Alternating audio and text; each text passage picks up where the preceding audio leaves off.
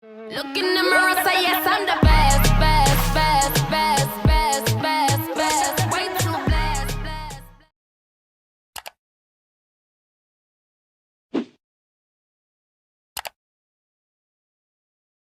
Hi guys, and welcome back to my channel. Today it's going to be a video all about anxiety and mental health. I'm going to be answering all the questions that you sent me.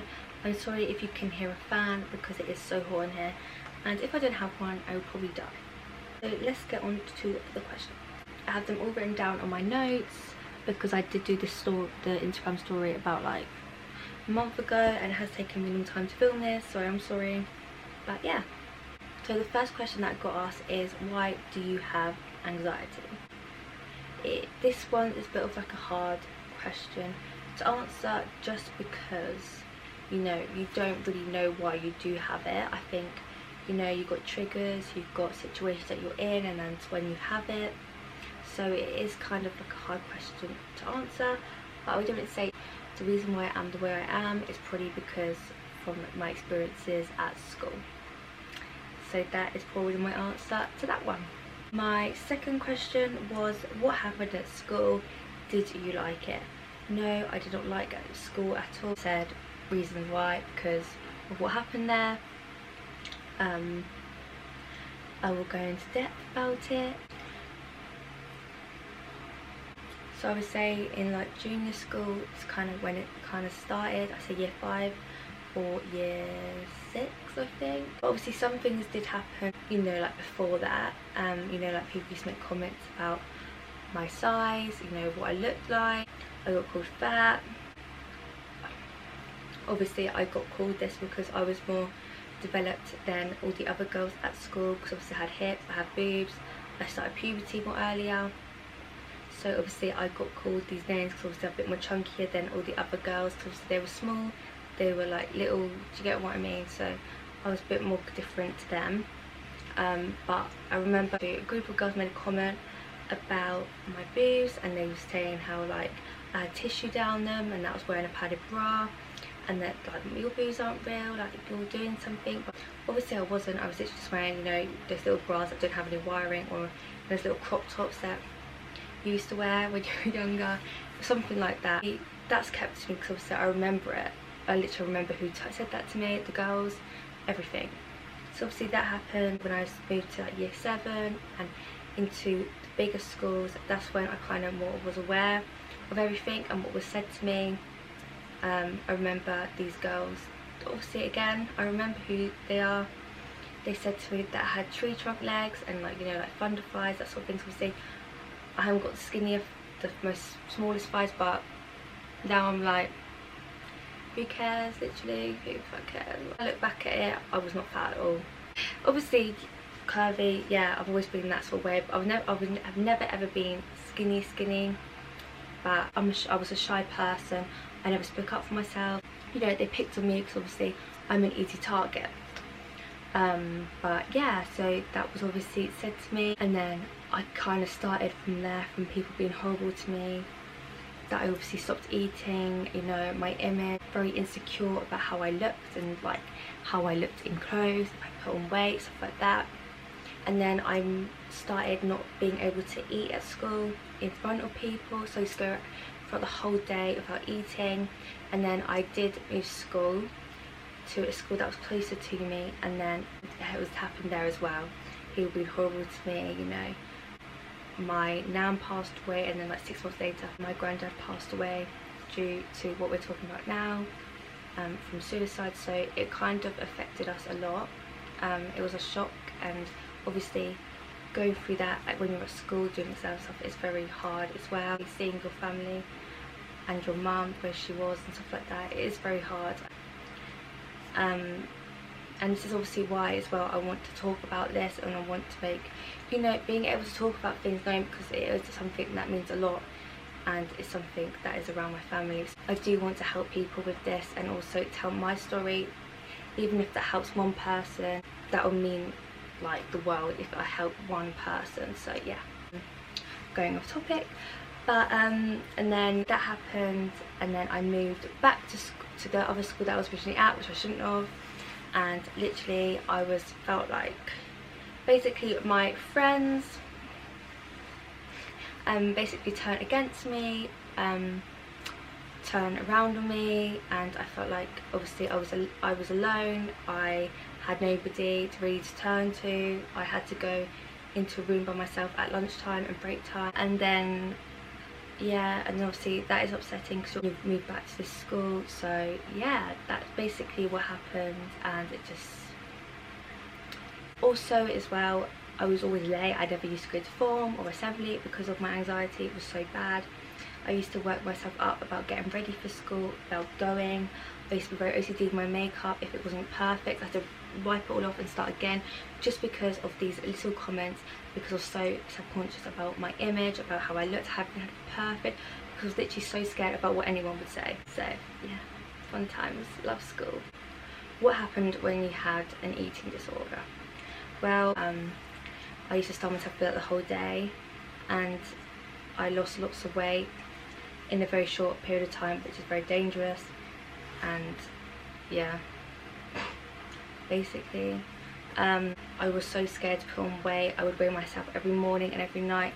If I put a pound on, I wouldn't eat because I didn't want to put on any more weight. I used to like work out to the point I would feel dizzy and pass out. My hair started thinning out, you know, like, I don't know if you can see it, but there's like a little bald patch there for where my hair just started thinning out. And I will put a picture here, I'll try and fit here, and you can actually see where my hair's like broken off. So yeah, I used to look in the mirror and think, oh my god, like I'm still fat, I need to lose more weight. Obviously I wasn't. I literally looked like a lollipop because obviously so yeah, that is basically what happened. And I made up this diet of water and apples and God knows why, and I do not know how I went the whole day without eating, because now I literally love food. See, as you can see by my McDonald's cup, I love food. Tips on dealing with it. I'll just say try and distract yourself as much as possible. Try and stay positive as you can. You know, like eat healthy, drink lots of water, try and avoid caffeine, because I drink lots of this and it doesn't do any good for you. It actually makes your anxiety very bad, which I shouldn't drink that, but I'm a bit addicted. And also try and do like go to the gym and go to like do yoga, meditate, stuff like that. Really helps with dealing with this sort of thing. Ways I could distract myself when I get anxious. I was again try and distract yourself, go on your phone, talk to your friends and just tell them. Just say, I'm feeling really anxious, can we go to the toilet, can we go outside, can you just talk to me and try and distract me, get you into a conversation. For me, I just go on my phone. And also a trick is also have a hairband around your wrist and just pluck it a couple of times and just play with it. No one will even know, but that will distract you. Try and ground yourself as well. Think about what you can see, think about what you can hear, think about what you can feel. And how can I talk to somebody? Well, I would just say if you want to talk to somebody, try and talk to somebody that you can trust, somebody that you feel like you won't tell anybody, because I know that can be a major thing, especially when you want to tell something that's deep, like in your thoughts and stuff like that. So I would just say is try and like talk to a doctor maybe, because they don't know you, they don't know anybody who knows you.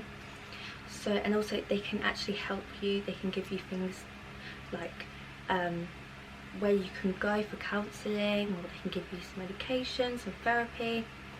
And they can also help you with an app. I think there's an app called Headspace that you can actually download. Try and talk to somebody from your family that's close to you, or you can say to them as like, hi, can I just talk to you about how I'm feeling, like I'm feeling a bit low today, and then just explain like what's been going on.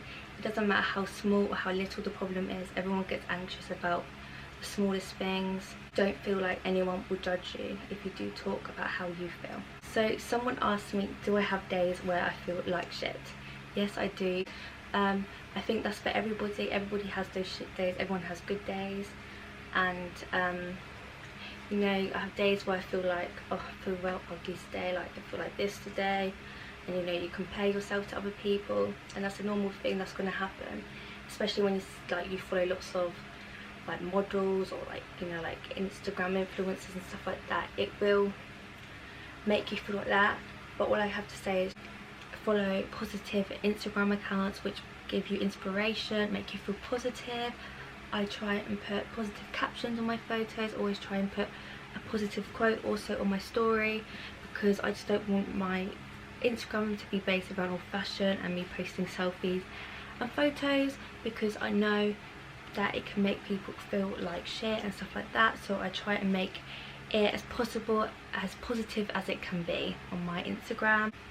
What are your thoughts on medication or therapy? I've never had medication, so I can't really give my thoughts out on that topic, but I can give my thoughts out on therapy because I have had it, and I think there's a positive and negative for medication and therapy, because obviously it can work for some people, and personally for me, I think therapy didn't really work for me, and there's a positive and negative for both of it, because for me, I feel like talking about things and thinking about things makes it worse because it kind of triggers it. I think you need to find the person that is your therapist, that is the perfect one for you, that you feel like you can talk to them, you can trust them, and you feel like you can talk to them about anything. So it is a hard one, but I do think there is a positive and negative for both of them, because they either work or they don't. Someone said, how long have you had anxiety? Since I've probably been in school, I would say. Do your friends and family know that you get anxiety? Yes, they do. I try and tell them when I do feel anxious, because I think it's better than hiding it and also keeping it in. And like, if I do feel anxious, I can just say to them, can we go somewhere else, and they will understand. So I would definitely recommend, if you are feeling that way, then please tell your friends or your family so they do understand, and then they can make changes on where you're going or what you're doing. So someone said, what's helped your anxiety? Unfortunately, nothing has. I still have it, and you know, day to day I'm just trying to find things that can help me. Obviously I do struggle with it sometimes, well, a lot and you know, I find it difficult working because I get panicking. So yeah, it does affect my day-to-day stuff, but I try and cope with it as much as possible. Someone goes to me, how do you keep up with your social media and confidence to take pictures with anxiety? Having this and like taking pictures and having the confidence to take pictures is quite different, because you're obviously, for me, I'm not surrounded by people, so I find it easy to take pictures. And when you're doing this sort of thing, there's always going to be someone saying negative stuff about you, there's always going to be having negative comments, you know, dislikes, blah blah. But you're going to get that with everything you do. You're always going to have like a negative about something that you're doing. So if you are wanting to do something like that, I would just say go for it, because you never know what happens. And like I said, you need to think about one little negative comment over the amount of positive comments. It's literally like that negative comment doesn't mean anything, because you need to think about all the positive things that you are getting from this. Obviously the negative comments are going to get to you, it gets to me sometimes, but you need to think about, this is something I want to do, this is something I'm interested in doing. Like this, for example, I want to help people, I want to, you know, talk about what I have had to deal with, and you know, let people know that they're not the only person going through something like this. YouTube, my Instagram, to be a positive thing, and I want people to get something from it, even if it's like fashion, outfits, you know, inspiration, or positive stuff, like, you know, me talking about this might help somebody. So like, this is something I really want to do, so I try and push myself as much as possible, even if it's out of my comfort zone and it does make my anxiety really bad. I will try and do my best to try and push through it. That is all the questions I'm going to go through today. I hope I covered some of the questions for you. I will do another video where I do go in depth about, you know, things I have been through in school and stuff like that. I didn't really want to go into it because I don't really want to get, you know, emotional, but I will try and do another video. So if you do have any questions, then please send them in my Instagram. My Instagram will be in the description below. So if you enjoyed this video, please press the subscribe button, please like this video, please support this video, please put it on your stories, please share, you know, spread the love. Thank you for watching, and if you want to catch up on the other videos, then please do. My face, but I'm hurting, I'm still hurting, 'cause it's okay not to be okay. It's okay if you feel the pain. Don't go